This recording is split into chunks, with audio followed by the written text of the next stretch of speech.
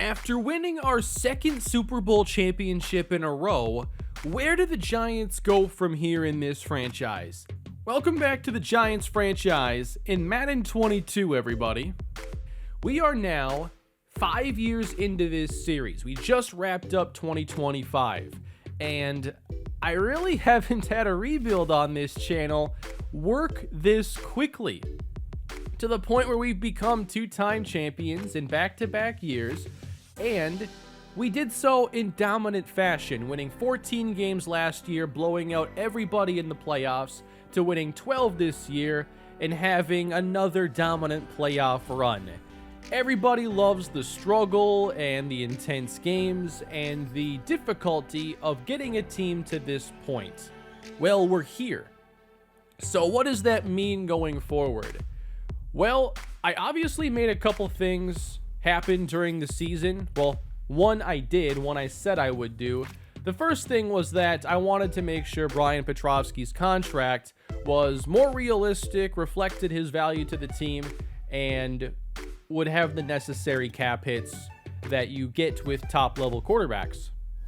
So I'm really wanting to see that the salary cap becomes a thing where we have to make tougher decisions, and here are the cap numbers for Petrovsky. Like, he's paid extremely well.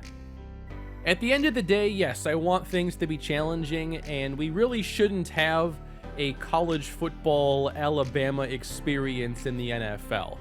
So we will see if what I've done to this point helps, raising XP sliders so players get to higher overall, therefore demand more money, therefore the cap space is just even more constrained.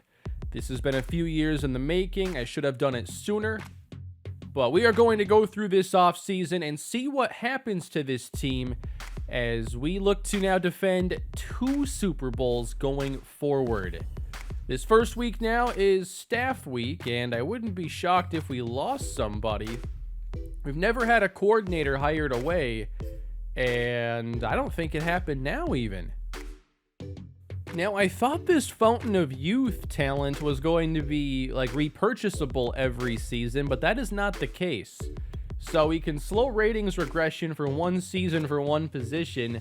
I bought that last year for cornerback. I can't do it again. That seems like one you should be able to buy every year. I wonder if that was the original intention. Charles Leno has retired. He is the only player from our team to do so. He played left tackle for much of the year after the retirement of Teron Armstead. And before we get into the contracts, here is just an overview of the team, and I'll go through some of the regression. Dexter Lawrence, it says 97, but there's 5 points worth of boost, so he's really a 92 overall. Doesn't seem there was any noticeable regression. He's also due a contract. Michael Thomas did regress, and he also lost 2 developments in 1 year, superstar and star, along with a handful of ratings going down. So at 33 years old, 10 years into his career, looks like we'll start to see some more serious regression then for our top receiver. How about the 2-time Super Bowl MVP though, Jabril Peppers? No regression for him as he becomes 30 years old. We have 33-year-old James Bradbury, who does lose some dev, press, injury, zone awareness. Now, this is one player that we do have to think a little bit more about moving on from, and not because he's not good, just because you need to stay ahead of the curve on some players, and it's better to be a year early than a year late. So we'll have some decisions to make here, but in general, if the salary cap doesn't challenge us, then things just aren't really set up as well as they should be. I also said I would be editing the contract for Jawan Johnson, who did just regress a bit here, catching traffic, awareness, medium route running. There's a little bit of regression there, but he has been so good that I just thought it made sense. Like, if the game had the capability, he would definitely be like, hey, I need a new contract. I am a top 5 tight end right now, arguably, and these are my cap hits. This is all I got. we need to double that. The numbers have now been adjusted as if his deal was basically worth $10, $11 million a season. So Juwan Johnson will be very highly paid going forward after 3 consecutive Pro Bowl seasons. It's just hard to believe that because it's so relied on overall, the game just views him as like the number 28 tight end when there aren't 5 better tight ends in our franchise right now. So let's get down to re-signing now. We have running back Saquon Barkley, 29 years old. An aging running back who's been very good for us, but now we have a highly paid quarterback, some other key players making big money. Can we fit in the salary of Saquon Barkley? There's also James Bradberry. Dexter Lawrence wants a good contract, and I think 11 is low here, like 11.4 a year. I mean, Lawrence has to be a top 10 defensive tackle in the league. But there's also Abdul Hairston, Justin Tucker, Jabril Peppers, Chandler Jones, Julian Love, and some other role players that I think we'll be able to replace in the draft. I know like a lot of us like Mike Stallworth a lot, but might not fit. We have good depth there, including Josh Meadows, who had a Super Bowl touchdown. But I would like to start with the Super Bowl MVP. I love how many roles Peppers can fill on this defense. He plays good strong safety. He could play free. He can play nickel. He could play linebacker if we needed that. So how can you not want to keep around a player as versatile as Jabril Peppers? Now, I don't want to get declined here. I already plan on using my franchise tag most likely. So I will make a pretty generous offer here because I don't want to be told that he's testing free agency. So first, we have a 3-year extension for Jabril Peppers. It says here we're still looking at $60 million in cap space for the upcoming season, which is a lot of room. I've really enjoyed all the made field goals the last couple years, so Justin Tucker's getting an offer as well. I really like Saquon Barkley. He's been fantastic in this series, but there's no way we're doing a multi-year or like a 5-year deal. He just played on a 3-year deal, and I'm glad that worked out. I'm cool with like a 2-year contract, making premium running back money. I expected this. What's the franchise tag for running back? $17 million. I've expected I'd have to use the tag on Barkley. I still don't know why the franchise tag exists. Like, the franchise tag should probably not exist, but in these situations in Madden, it's where it makes the most sense, or one of the spots. But $17 million to keep our running game intact. I think that Barkley is just so much better than any alternative. And yeah, Tavares Towns has potential, but he's still got to realize that potential. So I will tag Saquon Barkley. We know how important James Bradberry and Dexter Lawrence have been to this team, and Lawrence was so good in the playoff run. That's where I thought he really shined as a pass rusher. I'm going to give him a 2-year offer. I think I would rather the challenge of replacing secondary players over really good disruptive defensive linemen. So I'll keep that front 4 intact as much as I can, and we've already paid a couple players big at edge rusher. So we will offer a nice extension here to Dexter Lawrence that will be signed and leaves us with under $25 million remaining. So while we can fit Bradberry, I think we need to see where the rest of the roster is going to be because there's so much depth that is lost here. And we know that there are more injuries happening and depth will be tested. So I need to see the overall picture of the roster before making another big deal. But those are the players that I really wanted to make sure came back. I know James Bradberry has been maybe the best defensive player in the entire series, but we're strong at corner with a great corner class upcoming, so I'm willing to risk losing him right now. Some of these players might come back. I have interest in bringing back Mike Stallworth even and Roman Chamberlain. But for now, I think that's literally all I want to do in this stage. We have 48 players on the roster right now, $28 million in cap space. We're fine at quarterback. We can be fine at running back, just with Tavares Towns here, and then Kadeem McCree. You can always sign somebody to be a third running back at some point, but probably won't invest a ton. We have a lot of great receivers here. I love the trio here at the top. Tight end, I think, is good. Stallworth could come back, but it wouldn't be a requirement. Now, losing Armstead and losing Leno, we have to decide, are we happy with Sergio Angulo taking over at left tackle? We have some other spots that have already been filled, and we've given out some contracts here. And Ross is actually due one here next season. I'm interested in what that center contract ends up being. Right now, my feeling is that I like to see what Angulo can do. I mean, we just signed Leno, and he played left tackle, at least at an average level, and I think we can get away with that. There's also Marquise Barton here. We drafted him just last season.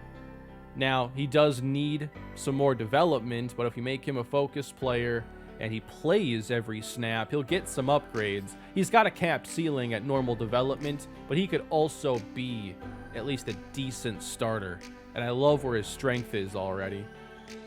Defensively, we're pretty strong still in the front seven. You have Luke Pope, Quandre Holt, Dexter Lawrence, Azeez Ojulari, and Antonio Golson.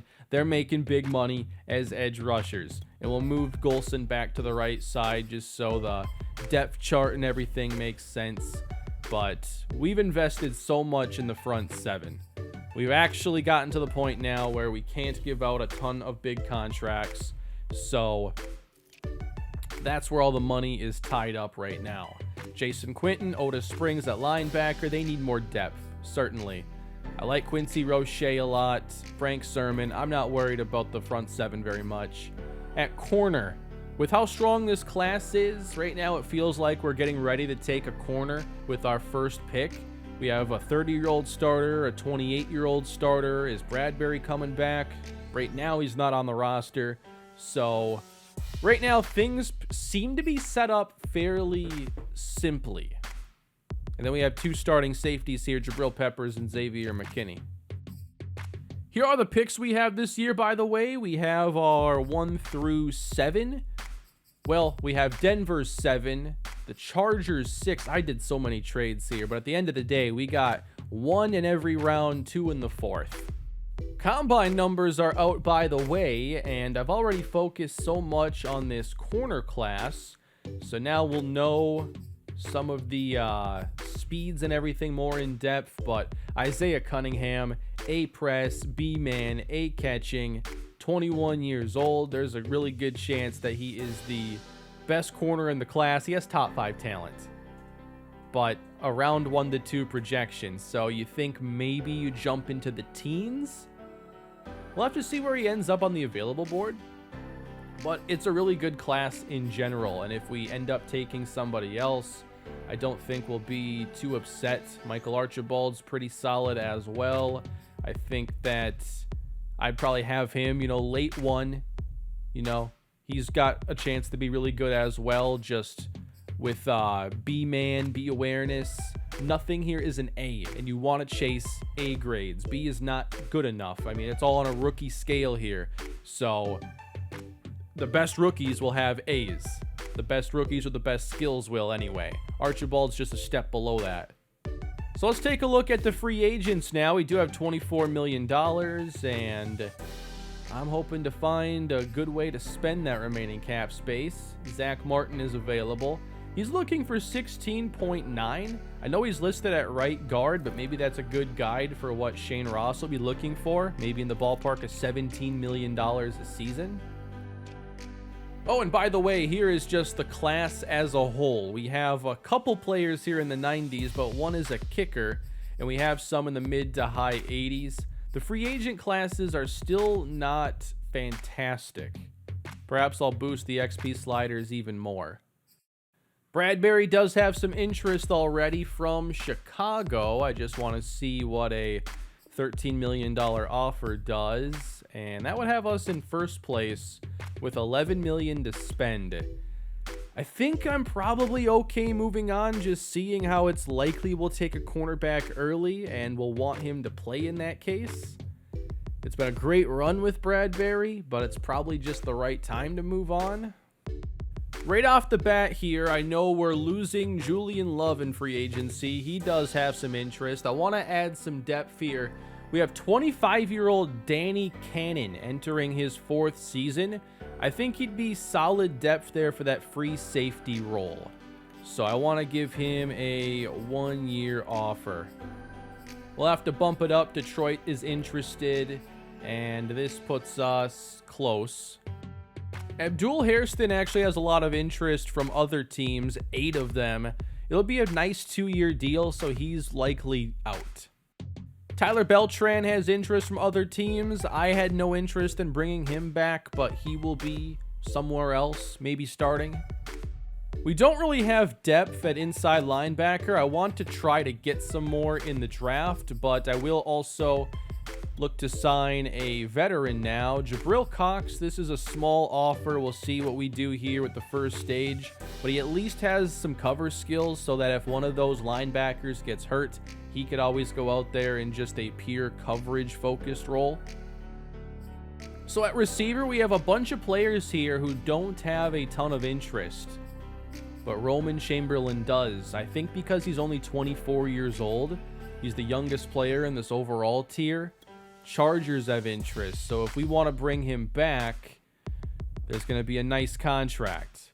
Chamberlain did make some plays down the stretch, but I feel we'll be able to replace him. I'm not planning on being super active here in free agency, so we'll sim past stage 1. I want to see just where some things end up. We have a couple offers out there, and accepted offers too. So Danny Cannon, I did boost the offer to pass Detroit. He accepts, but so does Jabril Cox with that small 1-year offer. What do the mock draft creators think? Well, it's a strong corner class, and they think corners will go 1 to Chicago, 4 to Buffalo. Manny Monk they have going middle of the first round, Justin Stanford. After that, Michael Archibald at 27. And they like running back Quentin Bruton to us at 32. Isaiah Cunningham to the Jets ahead of us. We can't let that happen. It looks like I have Bruton high on my board, so they just have him in there for the mock drafts. The mocks aren't all that useful for the user side of things. Here are the big deals that went down. Tevin Smart. Wow, big deal with the Saints. That's one of the blockbusters of free agency. It's good to see some of these contracts really get up there. How about Jay Fulton to Kansas City? 3 years, $13 million for an 87-star dev running back? That seems like it's way too low, like half of what it should be. And James Bradbury does sign with the Bears, so he is the main player we're losing. We're not losing a lot. It looks like it'll be mainly him, Julian Love, and a few other role players. But we aren't losing a lot of starters, at least this year. Things still fit pretty well. Beltran went to the Texans. Chamberlain took that deal from the Chargers. We still have the possibility of having Ruben Knight return, so I will give him an offer. See where that goes. 8 teams now have interest in Mike Stallworth, and hopefully he ends up somewhere where he gets on the field a little bit more, but he will not be returning. So with $16 million, what is the best way to use that? To me, like, there's still situations where even if I could sign a veteran, it might be better to play a younger player, which is like why I want to go with maybe drafting a first-round corner and playing them. But in this case, along the offensive line, we might have some players we like on the bench, but none have the potential of even being an 83 like Jack Conklin. So I think he's the kind of player that actually makes some sense to try and sign. And that would use up a fair amount of our remaining space. I don't know that this is going to have a shot at working. Probably not. But I'm probably not willing to go to what it takes to get him. But that's kind of how I think about these kinds of things. And when does it make sense to go with a younger player? And when does it make sense to hold on to some cap space? Because in general, I talk about, might as well use it. No one's going to give you an award or anything for not using all your space. It doesn't roll over in Madden or anything. But we're probably going to hold on to probably 10 or so going into preseason, which gives us breathing room to make a signing if somebody goes down or to take on salary in a trade. I think at this point, I'm pretty much okay going into the draft, and $10-15 million is what I want to go into the season with, because with injuries and whatnot, you never know if you have to make a signing, if you need to end up doing something weird to fix a problem. So I'd like to bring back Ruben Knight, because I don't think whoever we draft or sign will be better than him. And if we end up getting one who is, then we just play him. But I'd love to have Ruben Knight return. And Ruben Knight has come back. I'm choosing my individual workout players, and there were a few I was really interested in. Here are the players: Connor Allen, Deontay Noel, and Daquan Bird. And we'll check out their ratings, assuming the individual workout actually worked. It seems it did. So first off here, we have tight end Connor Allen. I'm always intrigued with these tight ends. He's 6'4", 256 pounds. Concentration drops are a concern, but exceptional body control. He ran 4.67, 4.74. Good speed. That's third best you can have here on the scouting scale. And that's what you really want to look for. It's ultimately, and I don't like that this is how it is, but you ignore the numbers here mostly, or you look at them second. You look at the ratings. What does that tell you? And maybe the ratings will let you know if it's on the high end of solid, low end of solid, or whatever it may be. But in general, I think Connor Allen would be a really solid third round pick, and potentially a player with starting upside. A, catch in traffic. B, run block finesse. I would have loved some more useful ratings here. Like, he's 80%, and I feel like I'm looking at a 40% profile right now. I really hope they refine this system, because I think from like an entertainment standpoint in franchise, it's actually hurt. Because for me to go through players, then share them with you, takes way too much time to go through. Okay, we got the height and weight, all that stuff. All right, what are the ratings here for physicals? What do you got for skills? And then backing in and out of menus. Like, it's just not a system that I think most are going to enjoy. But next up here, we have Deontay Noel at right tackle, and I think he is a solid first-round talent. In what world do we take him in the first round? The world where all the corners go super early, and I'm left like, what happened? The concern, though, is F injury. Knowing what we know about Noel, when would you take him? When would you be comfortable taking him, knowing that his skills are right there? They're top notch. He can be a top 10, top 15 pick, and you'd be happy. How much do the injury concerns factor in? Because to me, I'd still be willing to take him, maybe even late in the first round, because he's good enough. The last player here I want to go through is Daquan Bird, a run stopper defensive tackle. So now we have the archetype at 6'3", 285. I wasn't expecting that. D power moves, though. So you're counting on him being a finesse player. I wanted to scout him more because the athleticism I knew would be top of the class. Best 40 at the combine, third best at pro day. You're looking at elite speed, elite acceleration, and great strength. You have two skills that are ranked at the top, and another key skill ranked second. Bird has B awareness, A play rec, D power. You don't know his block shed or his finesse. Like, the two ratings here you really want to know. Good thing we got stamina, though. All three of those players look like they'd be really solid. And to me, Bird, just because he's an elite athlete, I'm saying early second round, I'd be willing to take him. Now, I don't have an early second round pick, so we'll see. If we check the newest version of the mock draft, they actually have us taking James Shelton, a guard at 32. Cunningham going up here to Tennessee. I think if we want Cunningham, and we do, we got to move up. And I would be like, all right, let's get to 20 at least, if these are where the mocks have him. But he could go even earlier. They do have Deontay Noel going 25, so probably not ending up with him. But I do feel pretty good about our first two picks, even if we need to trade up with both of them.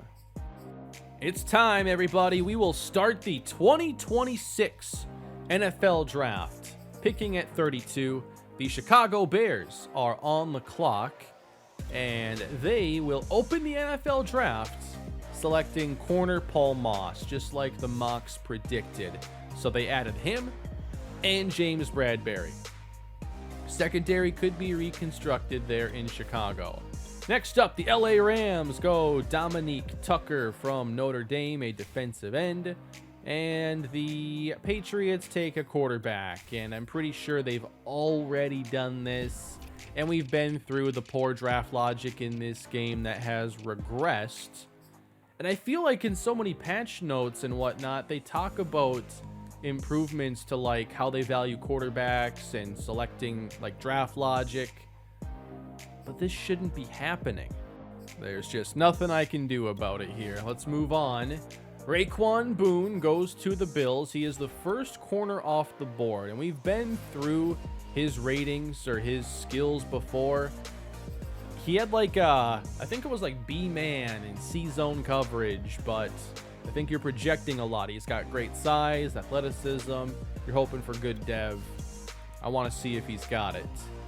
Trey Jones off the board. I think we have a pretty chalky top 10 here. It's just kind of going as you expect. No real curveballs. Would help if they had CPU teams trading up like they used to. That was always a good time. I remember when I first saw the scouting here, and I was so excited because it felt like you could, look at a player, think about their talent, and say, all right, I can't just wait around until X pick and take them. I have to go take them where I think their talent makes sense. But the available board really takes away all of that thinking here. It's a good guide still. And as we check it out here, looking at corner, Manny Monk, Lamar Hall, Justin Stanford. I mean, there are so many players still above Isaiah Cunningham at the same position that, yeah, we don't have to trade up anytime soon, right? Wide receiver to Minnesota. Manny Monk is off the board. Lamar Hall is off the board. A quarterback to Cincinnati. Whatever. Raiders going with Justin Stanford. The corners are going. We're obviously not going to make a trade here with the Dallas Cowboys, but I think starting this next pick, I got to have some interest as the Cowboys just selected a quarterback. Maybe I don't have to do it here, but I've been burned so many times here in the draft, thinking I can wait for a player, but we know he's got top 5 talent. We need to just get this done. The issue is, what is it going to cost me? A 3 and a 4 aren't getting us up 12 spots, and I'm not giving up the 2. So we don't have a deal at 20 then. The Steelers, who need a corner, take a receiver instead. And the Houston Texans then take Brian Sullivan. Let's go past Atlanta. Jamal Harris. Let's go one more. Jarvis Nobles.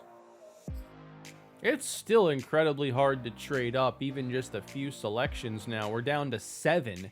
Couldn't get a deal with Baltimore. Now Green Bay is playing hardball. They go with Deontay Noel. I'm really interested in his ratings. He's one of my favorite players I've scouted here. Maybe it's a lot to give up, but we are giving up our 3rd and 4th round pick to move up 6 spots because the player we want was mocked ahead of our spot, and he's got top 5 talent. There is no way I am letting this happen again. We are on the clock, but not for long. We know what we're going to do. We're going to be selecting cornerback Isaiah Cunningham out of Tennessee. A catching, B-man, C-zone. Doesn't have the best size, but I think he can help us replace James Bradbury, and hopefully he can replace the interceptions he's been known to grab. A catching, B-man coverage, A press. He seems to be a can't-miss player. Normal development, though. I was not expecting that. But he's got the skills to get better than normal. At a position like corner, I'm okay if I didn't get the dev I wanted. I'm way more heartbroken at left guard, though. But that is who I wanted. Michael Archibald was the next pick. So when I took Cunningham, he was 13th on the available board. But obviously with top 5 talent, you know he's probably going at some point, and I wasn't going to risk finding out when. So the first round is done, and that probably means we're not doing any more trading up. Giving up 2 picks there isn't what I wanted to do, but now I want to replace some of the depth we lost in free agency. We are getting deep into the second round now, and there's still one player who hasn't come off the board. I don't know what his talent is, but I know I really liked Daquan Byrd. And I thought of him as an early second round talent, so I was waiting for him to come off the board, and he isn't. According to the available board, he's only ranked 20th. I think there's a pretty good chance we could get him with our second pick, and I think he could be really good. I know we're eventually going to have to move on from some of these defensive linemen, and I want to stay deep there. It's always easier to win when your front 4 is a strength. So let's get to our selection. 2 more to go. The Jets take a defensive tackle, but a different one, Torrey Joseph. And that means Daquan Byrd will be the pick after all. And now I am totally projecting that he'll have good finesse and block shed. But with this kind of athleticism in the second round, I mean, he's a first round athlete, that's for sure. Daquan Byrd, hidden development. 90 strength, 78 speed. We'll find out the rest in a moment. But now I don't pick until earlier or midway through the 4th round. So those are probably our 2 exciting picks. We'll see if we can just get some good depth now the rest of the way.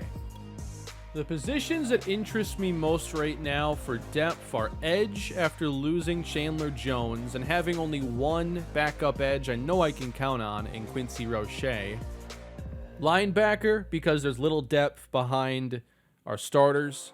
And then receiver, just because we're paying a lot of money for our receivers right now, and we lost some depth in Chamberlain, and Aaron Slade did not make an impact last year. I'm going through a lot of these wide receivers, and I haven't found any yet that I think are draftable.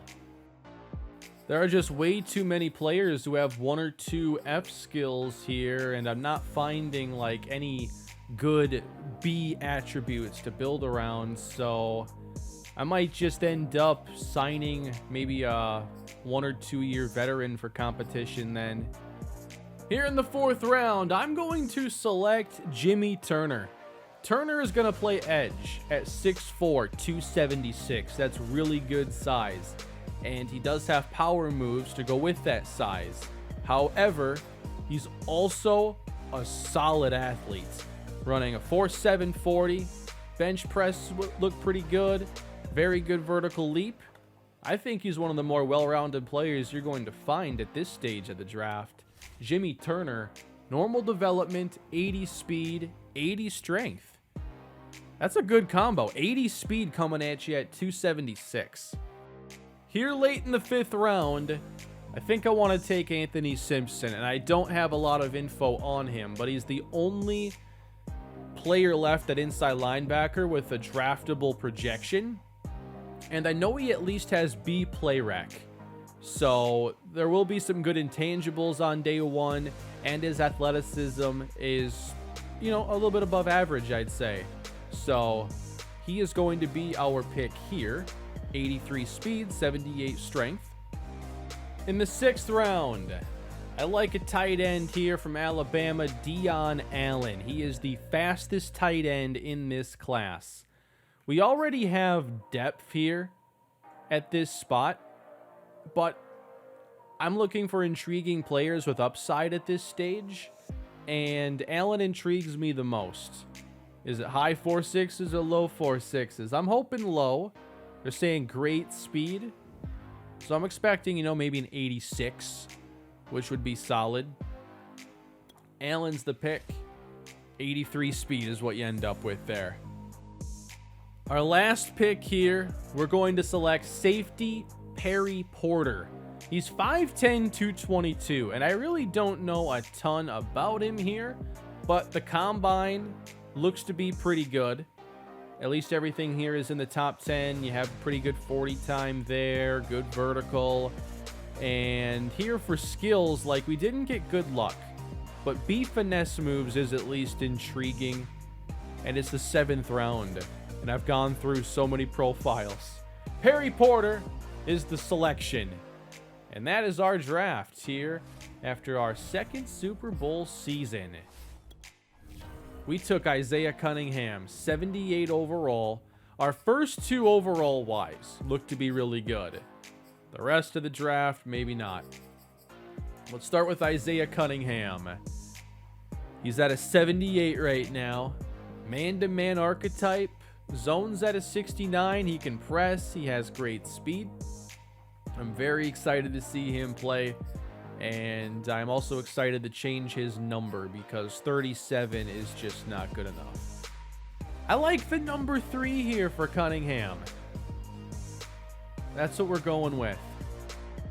Daquan Bird is a 73 overall with hidden development. 94 strength. 73 block shed.